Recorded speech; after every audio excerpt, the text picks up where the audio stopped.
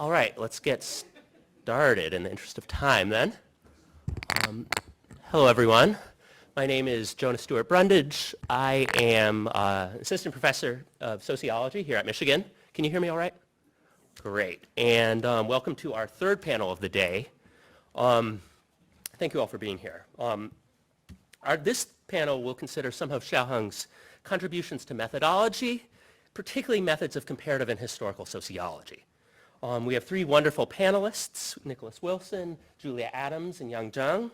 And the panelists have been asked to engage with Xiaohong and his methodology in relation to a book chapter of his, which hopefully some of you had a chance to take a look at, called The Meaningfulness of Comparison, a Macrophenomenological Exploration. So before turning things over to them, I would like to take a few minutes here and just sort of give a quick summary, a few summary remarks about this chapter in order to provide some context.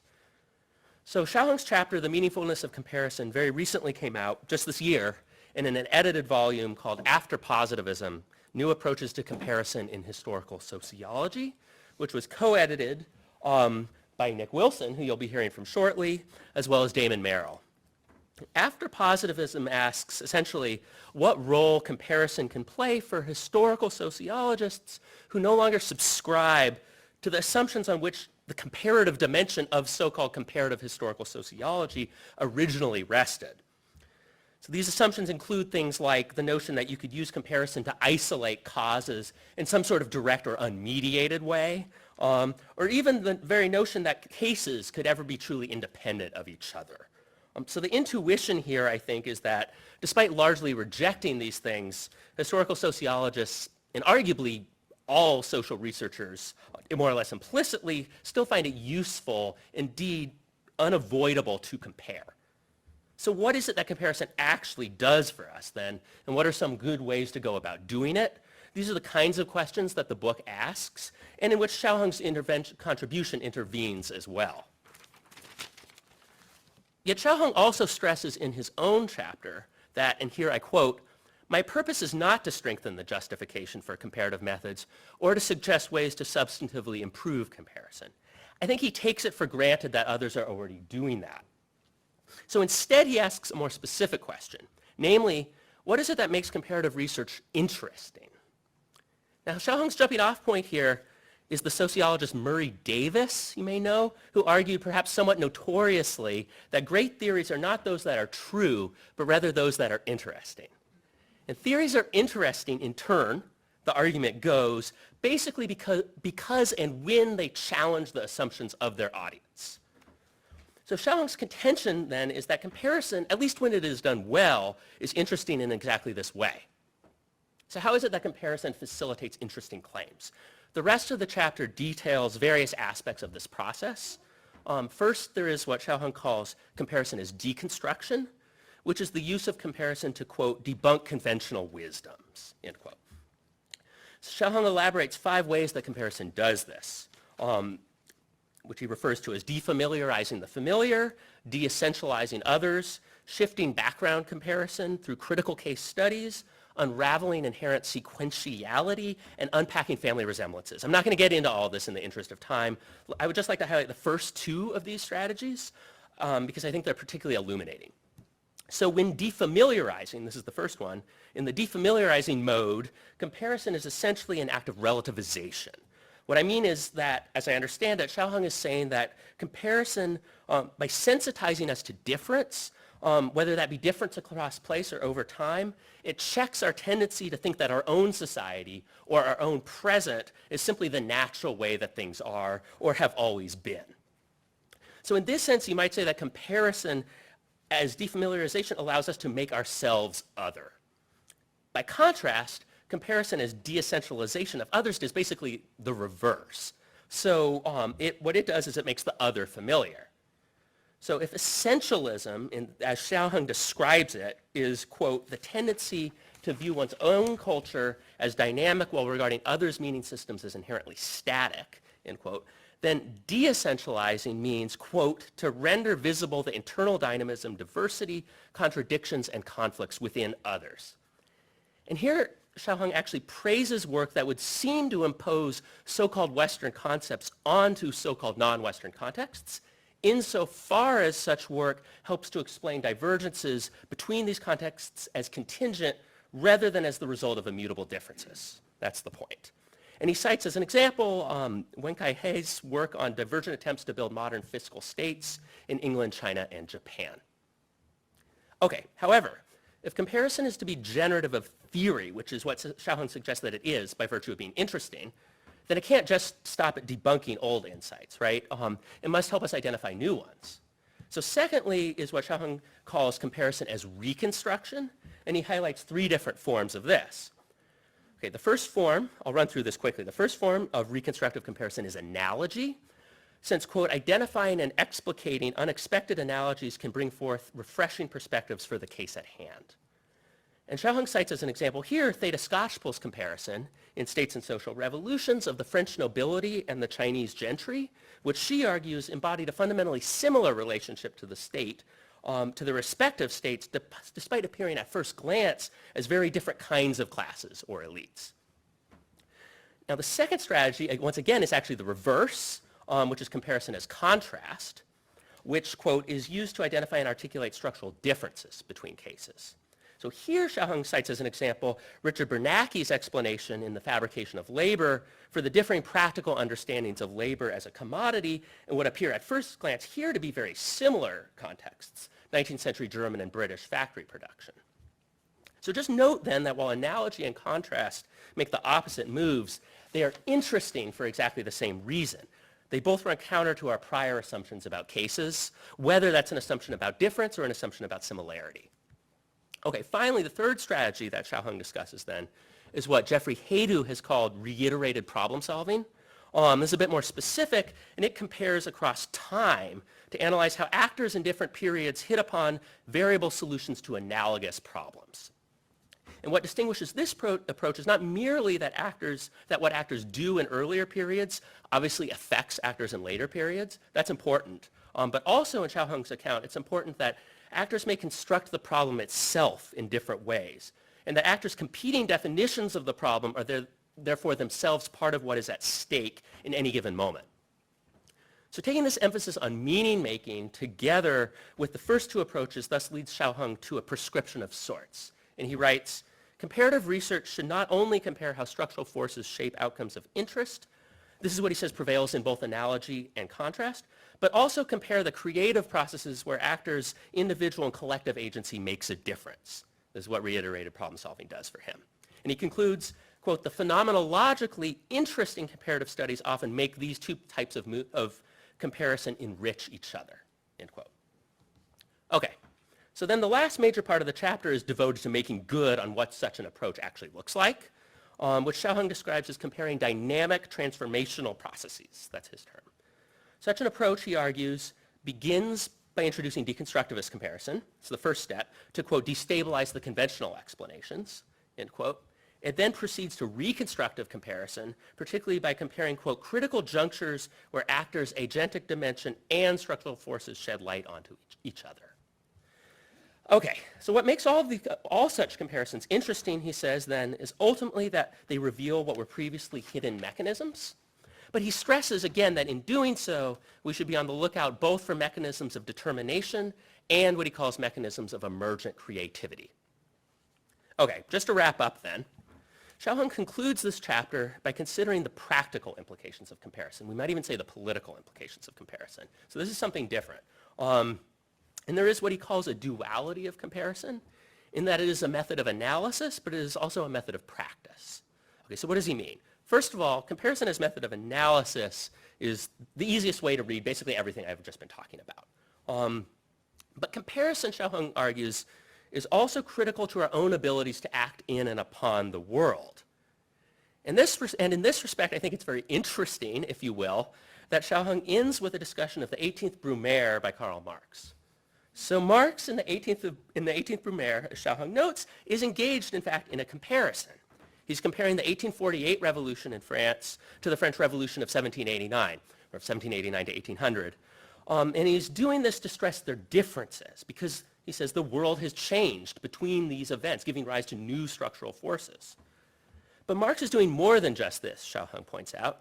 He is also arguing that it was the bad comparisons of the 1848 revolutionaries themselves, their false belief that these contexts were actually the same, their false belief that the world had not changed in the interim, that helps to explain their own revolutionary failure, the failure of the revolution of 1848. So here then I think we can see, to quote the last sentence of Xiaohong's chapter, how, quote, comparison of dynamic transformational processes is an essential part of practical creativity. Okay, so that's to hopefully give you some context for what he's trying to accomplish in this very ambitious chapter. It's only about 20 pages, but it packs a punch. So I'm going to turn things over to our panelists now. We'll go in the order of the program, beginning with Nick, but I would just I'll introduce all three of them at once first here so that we don't have to go back and forth. So we'll start with Nick Wilson. Nicholas Hoover Wilson is Associate Professor of Sociology at Stony Brook University. His work focuses on the historical sociology of corruption and empire, as well as the sociology of science, morality, and knowledge. Among other things, he's the author of the book Modernity's Corruption, Empire and Morality in the Making of British India, as well as the co-editor, as I have just been discussing, of After Positivism, New Approaches to Comparison in Historical Sociology. After Nick, we'll hear from Zhang. Zhang is assistant professor in the School of International Service at American University. His research interests include historical and political sociology of the state, empire, contentious politics, and elite politics, as well as social network analysis and social science philosophy. In addition to numerous journal articles, he's currently completing a book entitled, I believe, Empire and Its Enemies, Ethnicity, Religion, and Rebellions in Mid-19th Century China. And finally, we'll hear from Julia Adams, who is Margaret A. Marshall Professor of Sociology at Yale University. Also a historical sociologist, her interests include state building, gender and family, social theory and knowledge, early modern European politics, and colonialism and empire. Among other things, she is the author of the book The Familial State, Ruling Families and Merchant Capitalism in Early Modern Europe, as well as co-editor of the very influential volume on historical sociology, Remaking Modernity, Politics, History, and Sociology. Okay, Nick, take us away.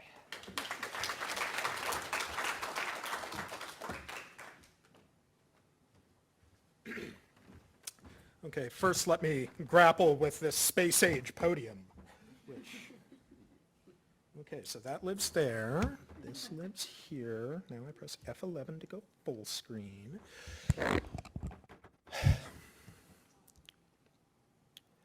In one sense, I don't want to be here. And I don't think you do either.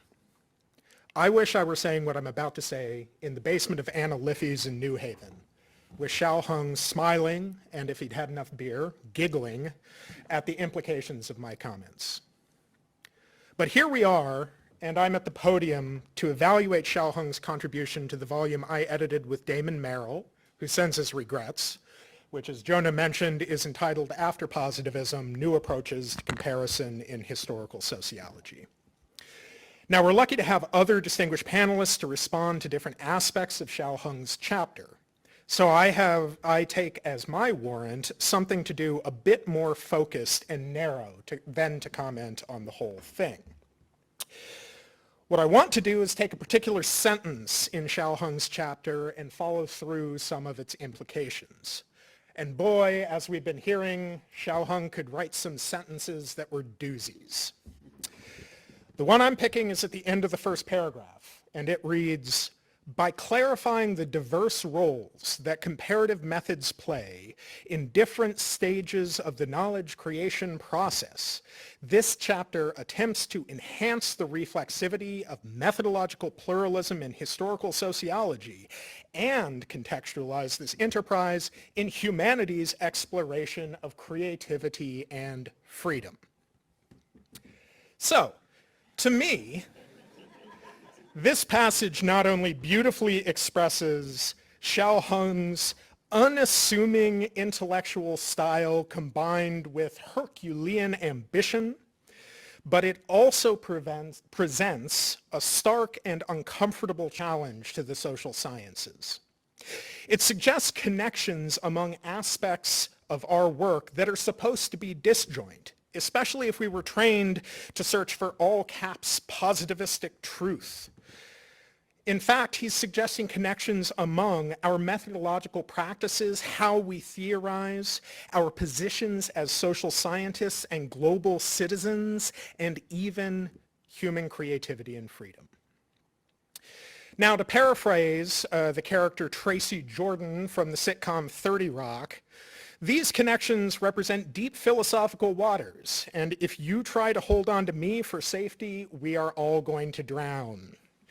But to save us, in this talk, I'm going to present 2 points that helped me make sense of this passage in terms of the chapter in our volume, and also, I think, Xiaohong's wider methodological approach.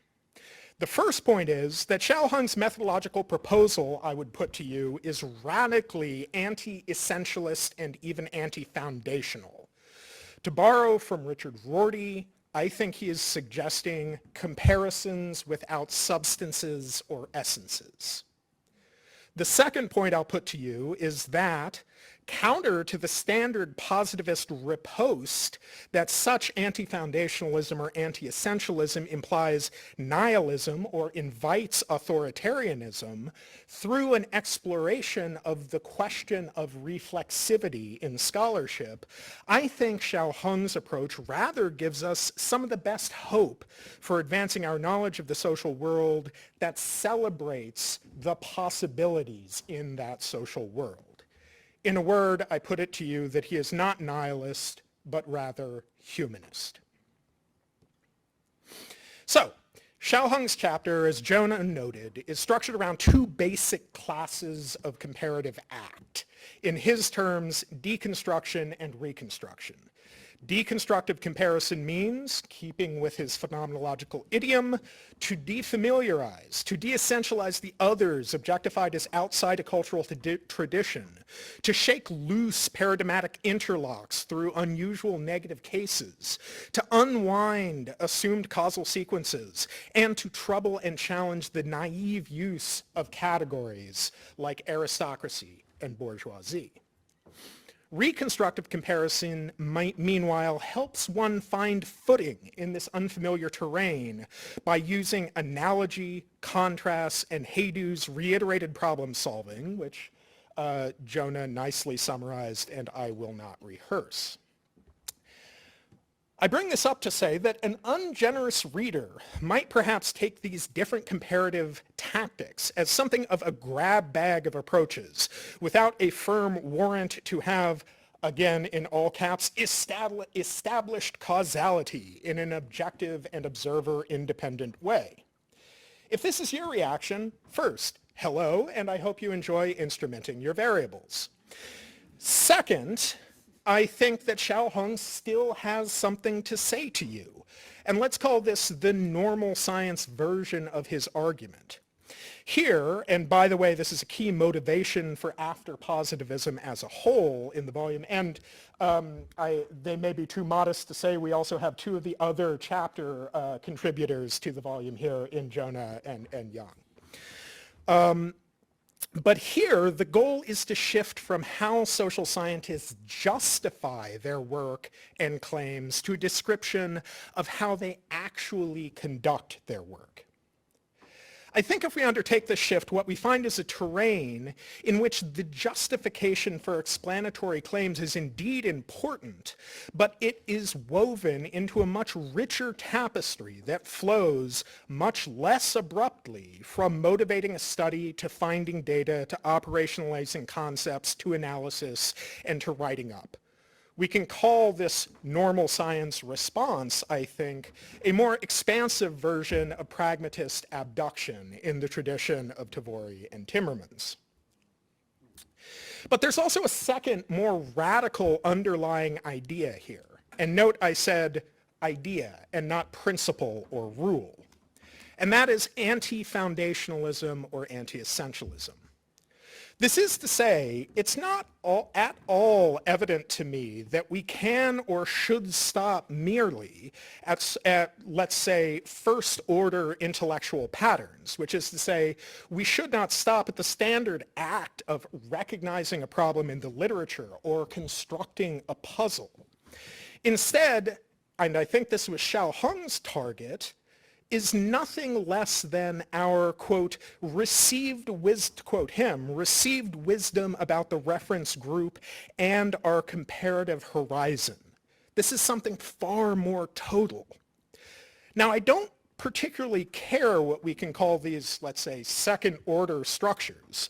We could call them gestalts, cosmologies, paradigms, nomological machines, worldviews, totalities, figurations, backgrounds, grand narratives, and that's just the list I could come up with on the airplane.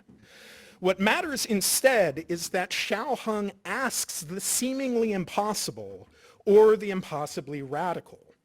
To hold these structures in our view as we employ them, as Rorty says once again, to compare without substances and essences, but in a world that seems full of those substances and essences. This is such a radical and seemingly impossible idea for two reasons. The first is its departure from anything recognizable as mainstream positivism. Since any surety of a method's rigor is logically dependent on and embedded in a second-order structure of some kind, if your target is those second-order structures themselves, you cannot rely on any single or particular method and privilege it over the others. This is the essence, after all, of Paul Feyerabend's declaration in Against Method that, quote, anything goes. I've started using a fitness watch and it's telling me I'm stressed. The second challenge here is linked to the first, though it is also a place I will step a bit beyond Xiaohong's thinking. If our goal is to avoid letting any second-order structure get unconsciously habituated or institutionalized, what does social science have to look like? I would argue that it has to resemble something like what I would call ecological pluralism, wherein the object and goal is not the success of any given view of reality or single theory or concept, since after all, one of Xiaohong's central messages is that the social reality in which we act changes, but rather the goal is fostering a healthy ecology in which heterogeneous ontologies, epistemologies, and epistemic politics can flourish and be encouraged into dialogue with one another. Now, Xiaohong certainly touches on ontological heterogeneity, and the structure of his chapter alludes to epistemological diversity. Ontological heterogeneity, for the uninitiated, is the idea that there is different changing stuff in the world. Epistemological diversity is the idea that there are different ways of knowing about different stuff, and that different ways of knowing are more appropriate to different kinds of stuff. But I don't think he makes quite enough of what I just called epistemic politics. We need to recognize that historical sociologists are not artisans chipping away at the archival or bibliographic marble alone, and that simple rightness is not enough for an argument to win. Instead, they're living communities of scholars and associated publics in alignment or discord with certain second-order structures and not others. Thanks not only to the long line of Gramscian work that makes this point, but also to the magisterial work by folks like Marianne Fourcade, Beth Pop Berman, Ho-Fung Hung, and Greta Krippner, we know, for example, that there is an affinity between certain forms of academic economics and worlds of policy evaluation.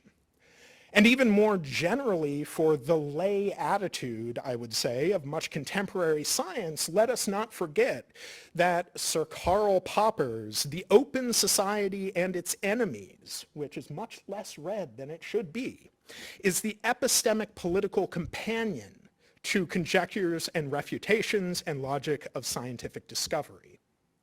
Now, I bring this point up about epistemic politics not because I have an answer, but instead because I'm not sure which epistemic politics will align with what I just called ecological pluralism. And I think figuring this out is an exciting domain for further work. I think Xiaohong gives us a clue for what this further work might look like in the way that he refers to the duality of comparison as encompassing, as Jonah noted, a method of analysis, or our ability to understand the past, and a method of practice, the way that comparison, to quote Xiaohong, opens up new possibilities for the present and future. To me, the glue holding the two faces of this duality together is reflexivity, or the comparative scholar's ability to understand their perspective as derived from their biography and social location without allowing themselves to be limited by it. Since the days of the field's founders, we sociologists look at this reflexivity as a kind of end in itself good. But I want to distinguish at least three different ethical postures we can strike towards what this reflexivity is for. I think each has characteristic tensions and none is logically resolvable. Instead, the risks I'm pointing out simply are features of the world as we sociologists choose to stand in reference to it. Let's call the first posture Marxian, since I derived it from his famous statement in the Communist Manifesto. Feel free to chant it along with me if you want. Just as, therefore, in an earlier period, a section of the nobility went over to the bourgeoisie, so now a portion of the bourgeoisie goes over to the proletariat, and in particular, a portion of the bourgeoisie ideologists who have raised themselves to the level of comprehending theoretically the historical movement as a whole. This is reflexivity for intervention. And first in its Hegelian guise, then its Leninist guise, now its Gramscian or Althusserian guise. The risks of it are well known. It can all too easily become a warrant to make the world like you want it to be, even over the objections of others. Let's call the second posture, to cheekily needle Bourdieu's corpse somewhat, scholasticism. Here, the point of reflexivity is to accomplish what Bourdieu, borrowing from Gaston Bachelard, called an epistemic break, severing our preconceived, taken for granted notions about the world so they can be reconstructed on a more reflexive basis. What makes this posture distinctive is that the goal of doing this is better knowledge about the world. We can describe this operation here as a kind of loop. You break from preconceived notions, you reconstruct them reflexively, and then you resupply them to society in one way or another. Sandra Harding describes a version of this in her notion of strong objectivity. She says, the need for strong objectivity arises when existing research communities are too homogeneous and too isolated from pro-democratic social tendencies. Such research that starts from outside such homogeneous communities can be directed by progressive and social commitments, and because of the limitation of the existing scientific communities, can maximize objectivity more effectively than existing supposedly value-free communities. Now, Harding is emphatic that strong objectivity depends on demographic diversity, literally letting marginalized communities share their perspectives. And I think it is so emphatic because she recognizes the risk here as well. The last step in the loop that I mentioned a moment ago of epistemic break, accumulating knowledge, sharing it, the last step in that loop is far from self-executing or self-evident. Instead, it's all too easy to effect an epistemic break and then not return from the ivory tower. And if you stay there, what keeps your knowledge from becoming an endless recognition of relativism or even nihilism? Third and last, and to just wrap up, I think we have the reflexive posture that Xiaohong is hinting at. I'll call it vertiginous because I think it's a dizzying reflexivity, born of trying to balance yourself in a space with very few sure handholds. On the one hand, you have to resist enfolding a new phenomena into well-worn schema, since those schema may indeed have passed the limits of their utility. On the other hand, you must recognize that contexts are made by people acting together, and that therefore any moment could be radically contingent. Not only the outcomes, but the contexts themselves may shift. Without handholds, what resources do we have in this posture? I think we have a kind of bootstrapping. We can shape our own orientations to the world. In a bounded way, we can choose how we want to stand in reference to the world.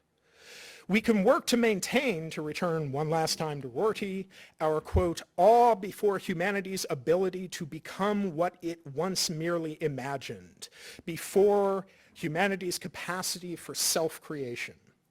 Or to quote Xiaohong, we can be free from being haunted by the ghosts of the past and open new possibilities for present and future history. When it runs too far, the risk of this posture is obvious. We might be sticking our heads in the sand as a tidal wave comes towards us. But given the choice among these postures that I've just outlined, I admire the guiding light it offers us in these darkening times. So all this reflects my interpretation of some explicit and some latent points in Xiaohong's methodological program. Is my interpretation right? Given what I've said, that we have to steer away from intellectual necessity, entailment, or any of the logical sureties we use when we fear uncertainty, I can only guess. All I can say for sure is that I wish Xiaohong were here to respond. Thank you.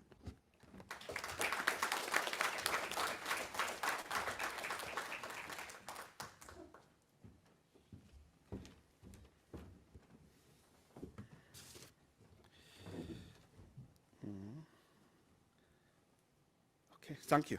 So first of all, thank you for the University of Michigan Sociology Department and China Study Center to host this conference in honor of Xiaohong's academic legacy. And thank you, Mary, Noi, and Elizabeth, and all the team to put it together of us.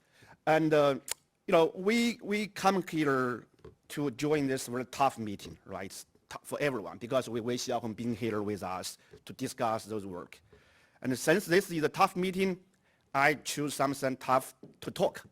So I will present something about the anxiety, tension, contradiction, and even crisis of historical sociology about China. But before I present those, tough things, at least I have an interesting title, saying like a sociologist, right? I think I chose this title deliberately because it's a Yale-style title, James Scott, saying like a state. And this is a Michigan-style title, thinking like an economist. So I think that's a combination of the two styles to honor Xiaohong here. So to give you guys a little bit more background of the paper, I had a lot of discussion with Xiaohong in the past 3 years. And I had a lot of reflections after his passing. And this is one of 3 articles, methodological articles I'm going to write. So given time limit, I will present a shorter version of the paper. How to move? Okay. So this photo was taken at the final meeting of the critical realism workshop that Nick and Damon organized in, put it together in Yale. I only attended one time, this time. I didn't join you guys earlier because at that time I was too junior to think about methodology. And I'm a sociology person, so I didn't join you. But eventually I joined you and contributed a chapter I wish I could do earlier because my chapter is not satisfying for me. If I join you earlier, I can have more conversation with Xiaohong, I can write a better chapter. So that's also another reason I'm writing 3 articles, right? Not just one. So some main takeaway of my my paper. First, there is an early tradition of historical sociology of China by comparationists, right? That's second, since 2002, 2003, there is a new wave of historical sociology of China, which is very different from the comparativist. It's a single case, shorter time period, primary source, very much a third wave historical sociology style. However, there are some tensions and even crises in the third wave historical sociology of China. And I will present the two main tensions. One tension within historical sociology, and one tension is between historical sociology and China study. Finally, I still want to give guys some hope, especially younger generation. What is to be done? So I have some tentative reflections on intellectual and a professional solution to somehow resolve those tensions or crises. So let me be brief about comparativeness. This earlier generation often regard China as the comparative case and the other of European modernity, right? So there are many, many works such as you know, Max Weber's The Religion of China was his comparative study of religion translated in the 1950s. And you have Brundage, Moore, Sociology, Michael Mann, Social Source of Power, you know, Jack Goldstone, Revolution, Rebellion in Early Modern World, you know. So we have to say China is a very important case in comparative historical sociology. Because in American social science, each non-Western region plays some roles. Southeast Asia, for example, it's a very important ethnographic case. Benedict Anderson, James Gold, you know, Leach, but for China, it's a very important comparative case in comparative historical sociology, right? So, and this tradition continued. You know, George Diamond's book, 1/3 of the book is about Germans colony in Qingdao in China, right? It's not a China specialist, but it's somehow about China. Jack Goldstone's book, and Michael Mann's study of revolution, Weimer's study of nation building, Lachmann's study of the empire decline, those are non-China specialists, but study using China as a comparative case. So none of them use the primary source, or even Chinese language is secondary source. So they are, you know, there is their own lineage of this comparativist. But then there was some tension between comparativists and China specialists from the beginning. Here again, I cite William Skinner, that both Xueguang and Xiaohong mentioned. And in his article, he says, you know, social scientists, on the other hand, have been pro-colonial while claiming universality. They studied Western man and spoke of mankind, right? And then Elizabeth Perry, political scientist, she had a book review about Sociology's book. She said, you know, Sociology's book, you know, offers few helpful surprise to the specialist. It's very tough review. And then Richard Madison, a sociologist in UCSD, he said, the study of China encouraged us to have a real skepticism about the presentation of universalistic theories, right? So there are a number of questions by China specialists about the comparatives. But I'm not going to talk about this. I'm going to talk about the new generation. So since 1980s and 1990s, you know, there is more and more Chinese students, Chinese sociology in the United States. But for 20 years, in 1980s, 1990s, there is no historical sociology of China by those Chinese or China specialists.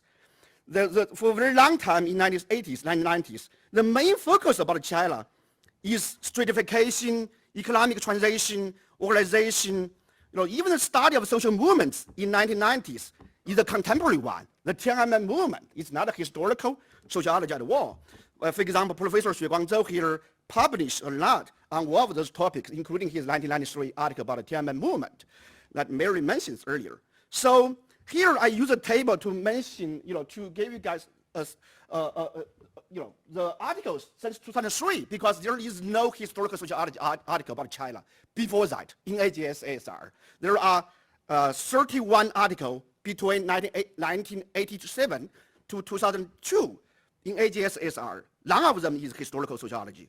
So the first historical sociology article appeared in 2003 in ASR. So this is a new wave. As you guys can see the number, in the bracket is the number of historical work. So there are 4 out of 12 historical sociology articles in ASR, 7 out of 27 in AGS, 5 out of 17 from civil society. So in total, it's like 16 out of, you know, 15, 6, 30%. That's a large number, much larger than the counterpart in American APSR, AJPS, world politics. You guys, it's more difficult for you to publish historical article in the mainstream political science. You have only 5, you know. So so. And here is the what are the articles in those genres: AGS, SR, civil society, sociological theory. We add a sociological theory here. You know, there are 18 in total since 2003, and studying topics like revolution, capitalism, state building, religion, elite, contentious politics, they are more important. So 2 observations related to today's conversation. First, Cultural Revolution is the main topic in all of the 18 articles. The rate are 5 articles about the Cultural Revolution. 3 by Andy Warder and his co-author in AJS, 1 by Joe Andreas in SR, and 1 by Xiaohong and Lloyd in Sociological Theory. So 5 among 18 about Cultural Revolution. The second, only 2 people then appear twice, Andrew Warder and Xiaohong Xu. So Andrew Warder has 3 publications in AJS. Xiaohong has ASR, Theory of Society, and Sociological Theory. That's why I say Xiaohong is the best historical sociologist in my generation. I didn't exaggerate, right? There's a number, evidence. So, and Xiaohong is the only person who only published historical sociology articles as far as in Chinese sociologist. So this means how dedicated him to historical sociology, but also this makes his career very difficult because it's difficult to get a historical sociology article published. So there are some books, very important one, but in the more book winner, we have Professor Yang as a winner, Andrew Warder, Wen Kaihe, ADV. We have other book award, Hao Fenghong's book won SHA, but also AS Levinson Prize. Professor Su Yang's book just won this year's ASA Best Book Award, honorable mention. I announced the information before they officially announced. I'm sorry. And so this is really, I would say, it looks good, right? It's everything. Let's see, the vibrant community, a lot of publications, articles, books. Everything is good. This is our achievement. We should be proud of that. Then you can also say there is a methodological divergence between comparative historical political scientists and historical sociology. Between the 2 books, as Julia know, political science become positivist. Don't study culture, as Yuhua mentions, and we study culture interpretative, post-colonialism. But within historical sociology, there is consensus, right? Most of those works are single case study using archive, cultural narrative, except 2. Wen Kaihe's book, which is comparative, and Ding Xinzhao's book, which is second wave sociologist, right? And Wen Kai is a comparative political scientist. So I think most of us, have this methodological consensus as historical sociologists. So everything looks nice, right? Because we have this semantic consensus, we have this methodological consensus. So until it isn't. So what's the problem? What's the tension about? So one big thing is we have different modes of theorizing in historical sociology. And there are at least 4 modes. Let me just show one of the 4. The first mode I would call it historical explanation. That's like a China specialist, specific explanation of important historical phenomenon applied in China without much engagement with theory. The second mode is middle-range mechanism, engage and developing middle-range sociological mechanisms from historical case studies. Right? This is our papers in AGS, ASR, because this is how we engage with sociologists who don't study China. We use American, typical middle-range theory mechanism. And the third one, but for historical sociology, there are 2 other modes.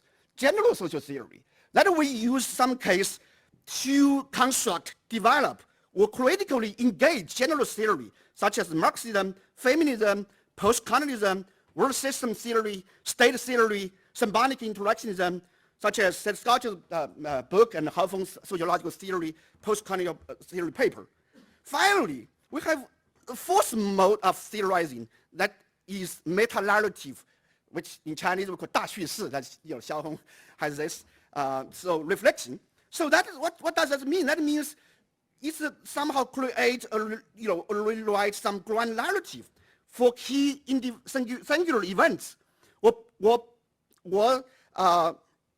Weber called historical individual, right? According to Weber, the ultimate goal for sociologists is not to create a theory or ideal type, it's to use those ideal type to study some historically significant, culturally significant moments, such as the rise of capitalism, rise of the Great Transformation, the rise of fascism and communism. This is a singular event in world history. But this great narrative, this meta-narrative about those events is the ultimate goal for sociologists, especially for historical sociologists. So this is the fourth model. And I would say Xiaohong's The Great Separation, as you guys discussed in the morning, belongs to this category. It's not about some specific theory or specific, it's about like Polanyi's The Great Transformation. It's a meta-narrative of the world historical moment. I must say, each of the four categories, there are good work, there are bad work, there are failure work, there are failed work, there are successful work. I mean, it's totally possible Xiaohong would be failed. Xiaohong's book would be a failure, even if he had finished the book, because it's so difficult to contribute to general theory or meta-narrative. But I think it's worth a try. Especially, I think Xiaohong is the most prepared person, prepared sociologist, Chinese sociologist of my generation. So then you know, I will show the four different models. Then another tension is between historical sociology and China study, right? Again, on one hand, you think that historical sociology must have something. Oh, I think I passed one page. But this should be this page. I'm sorry. Yeah.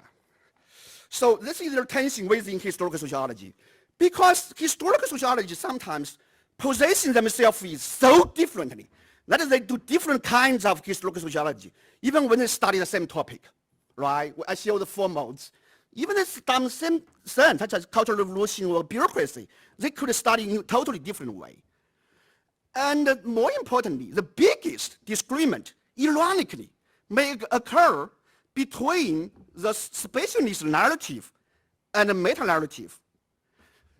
For they simultaneously look like each other, but fundamentally different from each other, regarding theoretical orientation and scholarly engagement. I gave you example, Max Weber and China specialist. Max Weber is not a China specialist. He's doing meta-narrative. His religion of China is in his situated, but some China specialists can appreciate him. A lot of them didn't.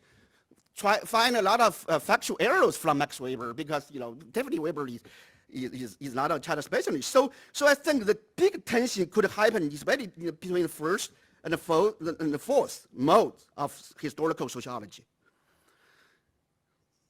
Then there is another tension between historical sociology and the China study, because why? Because on the surface you will say there is affinity between historical sociology and China study, because the historical political sociology of China requires substantive knowledge, immersion of China knowledge, and often conducts source-based single case study on topics similar to China study. So you would say there is a lot of similarity between me, for example, and Elizabeth Perry. We both studied rebellions in the 19th century, right? And we had a very nice conversation at Harvard. In ideal situation, we can mutually, engage each other work. But on the other hand, historical sociologists have their own problems, because we see like a sociologist with the lack of area identity in American sociology, including historical sociology. What does that mean? Because first of all, American sociology is very American, substantially, if not exclusively, focusing on American society. Second, there is low area study in American sociology, where, for example, China study is well-defined subfield compared to politics. And the third, while the China field has benefited from the internationalization of American sociology since the 1980s, China sociology is often divided into different subfields, such as organization, certification, historical sociology, rather than hold a coherent area identity. And the China-born sociologists are more discipline-focused rather than area-oriented, and were observed very insightfully 20 years ago. Students from the PRC want nothing to do with this conception of China scholarship. I use myself as an example. I never submitted any article in China's quarterly, China study or Asian study general. I didn't engage China's theory in my theory section. So I have my own bias. I have my own bias, my problem in my engagement, okay? So then this creates some tension between historical sociology and China study. And after Xiaohong's passing, I have a lot of reflections. I realize their logic. I realize some of my bias. So I think to elaborate their argument, I think there are four, but I focus on first two. First, can your finding from China be applied to other areas? What do we pretend to be serious or universalists, right? That is, if you criticize Western scholar to be, pretentious, can your Chinese sociology, historical, also be pretentious? You study Chinese case, and then you think you can apply to other cases, right? This similar critique can be applied to Western theory, but also China sociology. Second, community of inquiry. Have we really offered anything new on China knowledge, right? If we cannot do something general, can we offer something new, specific on China knowledge? I think Perry's critique of Sociology will still hold today, right? Can we do something truly new? So I don't have time to discuss the third and the second one. And we are also lag behind in the post-colonial term and the indigenous term in sociology. So the basic point is we cannot assume that we historical sociology are always better serious than area study scholars. Sometimes we are much worse. So, again, that created some crisis. The big crisis is, and the two crises, on one hand, we want to do something big. On the other hand, people ask us to do something specific. So this kind of crisis created some sort of low-level internal engagement because we do something very different as no external visibility. Just give you some example. This is our articles citation. Xiaohong's articles citation, 37 in total. Mine, 10 in total. Annual citation, about 3. But even for seniors, for example, Andy Waters' Cultural Revolution citation, is basically 3.6, 4.7. That's okay. That's a decent number for historical sociology. But for his third article about Cultural Revolution, it's very low. So that means we don't engage each other. We don't cite each other. We don't read each other. We don't appreciate each other's scholarship. This which makes me sometimes feel very discouraging, the field, right? If we don't engage our colleagues in the same field, why should we do historical sociology at all? So I want to show this. This is the final slides. Final slides. So I present something very dark. Now I want to present something very hopeful, right? For one thing, we still do something big, bringing back more back into context. We also want to contribute to the diverse China study tradition. Now this is my, as Austin tell us, the most notable academic innovation after 1945 was the creation of area study as an institutional category to group intellectual work. I think this is very important.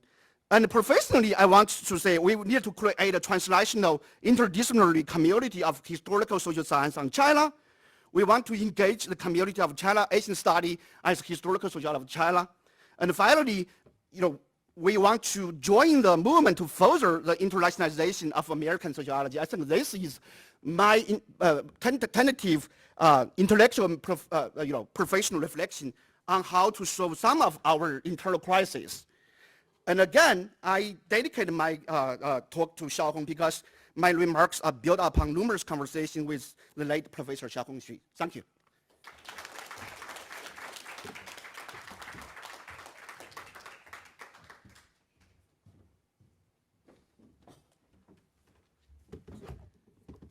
I see what you mean, Nick.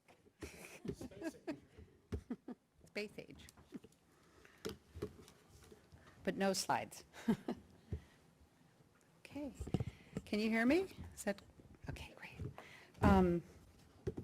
First of all, thank you. Thank you from my heart to everyone that made this amazing conference possible. At the January memorial here in Ann Arbor, besides about Xiaohong the man, whom so many of us loved, I spoke about the substance of Xiaohong's dissertation work on the Chinese Revolution, including that tremendous chapter that formed the basis of the ASR article, Belonging Before Believing, where he compares the fates of civic organizations, arguing that communism emerged out of those that strongly emphasized collective self-cultivation. A quick aside that my colleague Phil Gorski and I were Xiaohong's dissertation advisors. At that point, I was thinking of theory, including Xiaohong's fascinating use of classical European sociological theory, always with an eye to China. But upon reading The Meaningfulness of Comparison And thank you very much, Jonah, for that fantastic summary and meditation, and to my fellow panelists for their amazing remarks. I think it's very striking how important and generative method also was to Xiaohong. He and I had many conversations about the twin dimensions of the comparative and historical over the years, so I knew that, but there it is, writ large. Those conversations were always premised on a shared norm of openness in modes of inquiry, that the method, design, approach, or more likely approaches should be selected to best enable the problem and project. In those conversations, Xiaohong often sounded a little bit like Theda Skocpol, whose work was very important to him, as you know. In a recent interview with Eric Schickler in, I believe, the Annual Review of Political Science, Skocpol says that in States and Social Revolutions and the work on 19th and 20th century American history, she was, quote, interested in puzzles about things that happened in the real world. My primary commitment has always been to understand the actual historical outcomes, to understand the variations over time and across cases. The theoretical gains are hopefully part of the process, but I don't sit down, read the APSR, and say, what's the next squiggle in this theory, or for that matter, the American Sociological Review. I use different theories to try to understand real-world patterns and outcomes, unquote.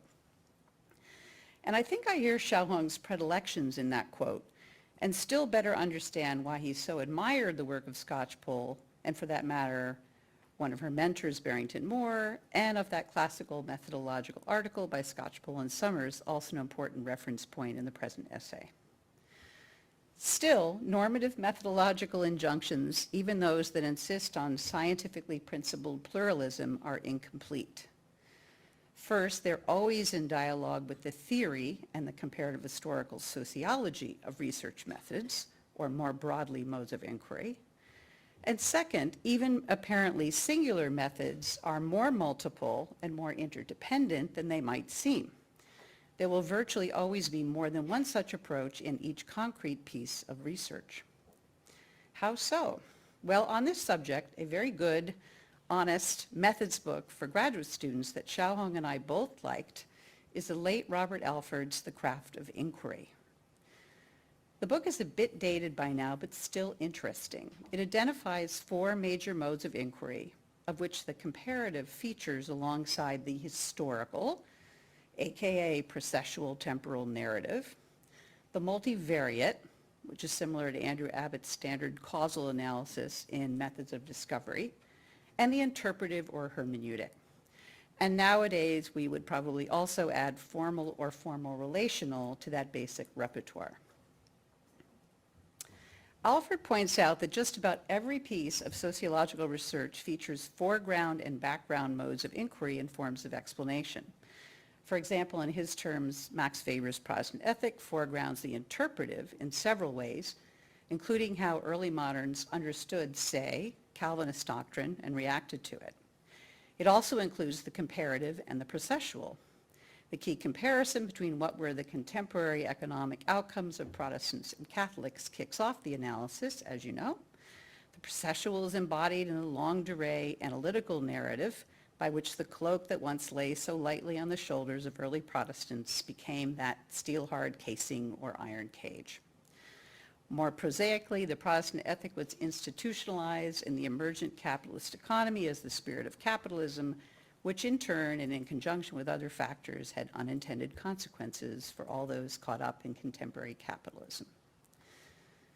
Alford illustrates these modes with the work of contemporary sociologists and classical theorists. Besides Weber, there is Marx or Marx and Engels in the Communist Manifesto as a master or masters of macro narrative, the Durkheim of suicide helping to invent multivariate approaches, etc.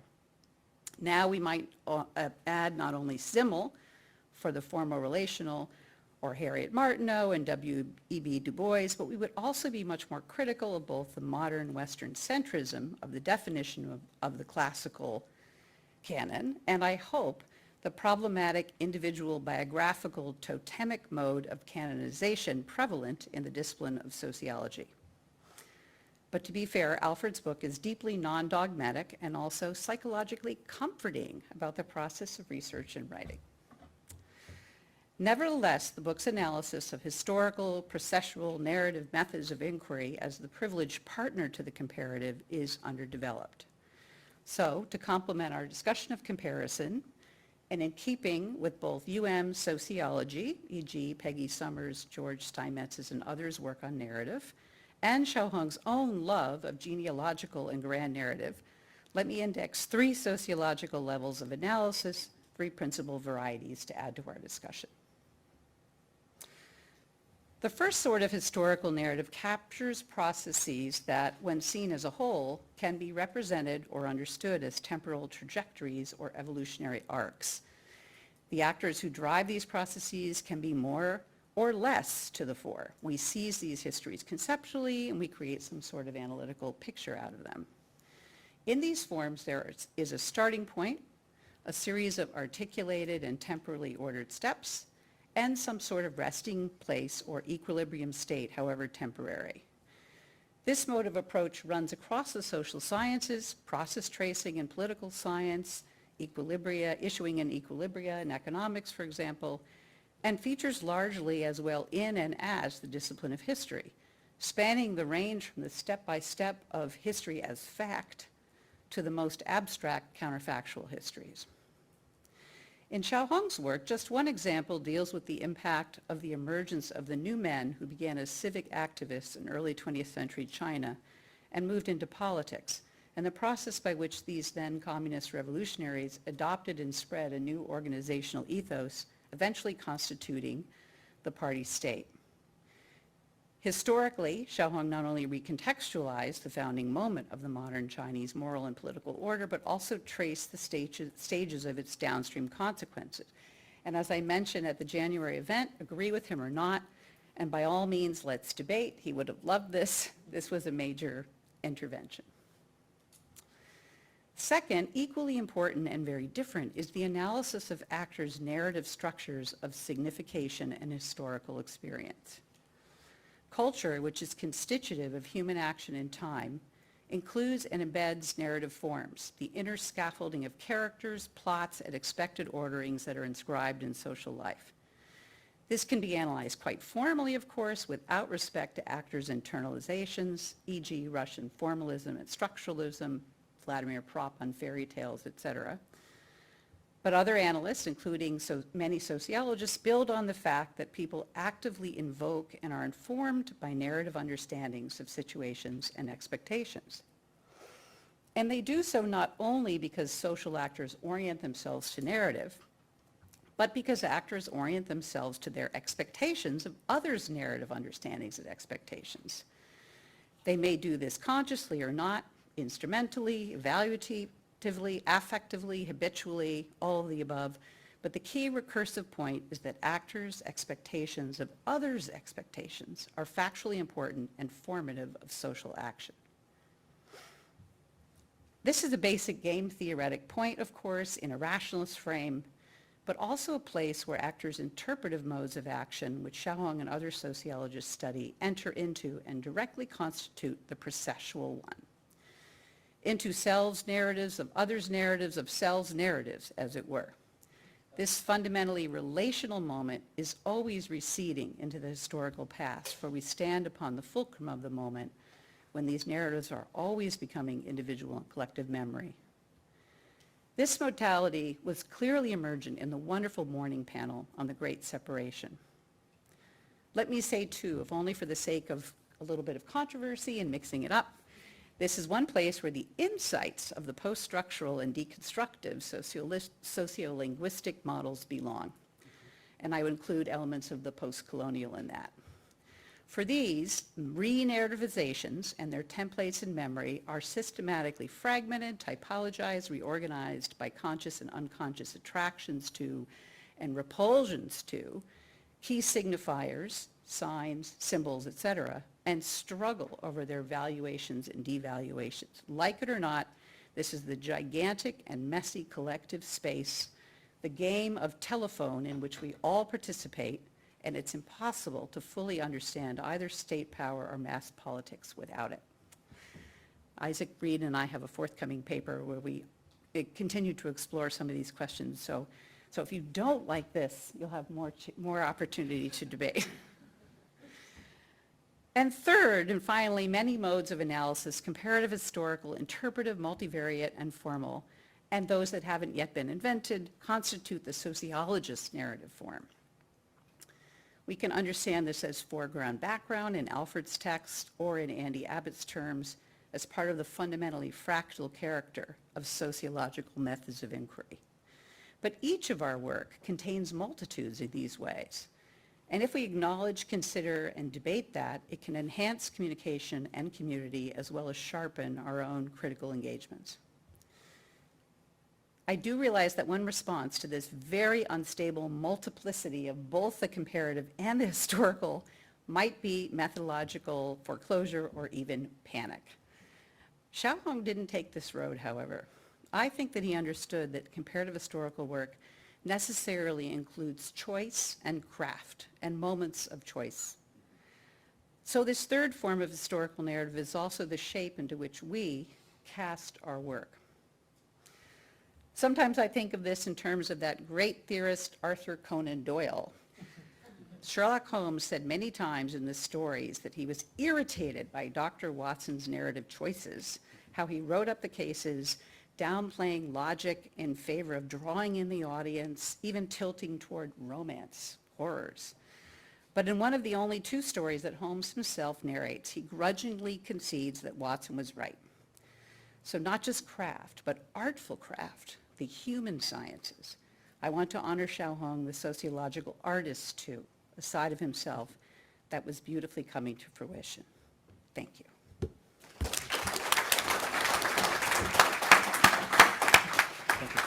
So I know we're running behind. We'll take just like 5 minutes here for Q&A. So let's open things up now. Maybe there'll be questions about your summary. I mean, if people want to, go for it. No, but yeah, any questions for any or all of us, especially the panelists, or from Zoom. I'll answer Yeah, the we have question. one Oh, I'm from sorry. Zoom. Okay, yeah. Right now, yeah. So this is from Christine Slaughter, formerly of Yale. And the question goes, can you comment on the status of the audience, in other words, the collective of interlocutors and their shared premises, in Xiaohong's comparative methodological interventions? The possibility of defamiliarization or refamiliarization, for instance, is dependent on agreement on what is familiar or exotic. And all comparative historical sociologists will, of course, not share the same perspectives. I'm wondering how Xiaohong's methodology treats this, especially in light of his own distaste for intellectual provincialism. Go for it, Nick. Hi. Oh, okay. I think that that's a provocative and extremely difficult question, which is a central riposte to not just Murray Davis's "that's interesting," but also the phenomenological derivation that Xiaohong is undertaking in this chapter. I would say that the relevant analysis would entail something like Clayton Childress's Between the Covers, his analysis of the publishing industry, and basically how a particular cultural work is conceived, produced, and then marketed. In other words, I think it would mean an organizational or material analysis of what the relevant audiences actually are and what the relevant points of articulation are. Let me throw out one, and this is just a way to say that part of the work that you're doing in this kind of comparative historical sociology, or I'll put it this way, any comparative historical sociologist is engaged in an act of articulation from a specialist domain, a particular set of archives, a particular literature, to some kind of audience. And one of the most, I think, profitable but also troubled points of articulation that we've heard come up over and over and over again is modernity. What I've heard here and in the panels earlier today is very pensive concern over whether or not there's a distinctive Chinese modernity that is somehow different from what's going on in the West, whether or not that pathway looks the same or different. In other words, I think part of the act that you're trying to accomplish here is to find an articulation that connects you with the interests of another audience even partially, but then is also empirically generative. So I'm not a China specialist, so I'm not here to tell you what that is, but I think that's the sort of key logic here. Any other questions?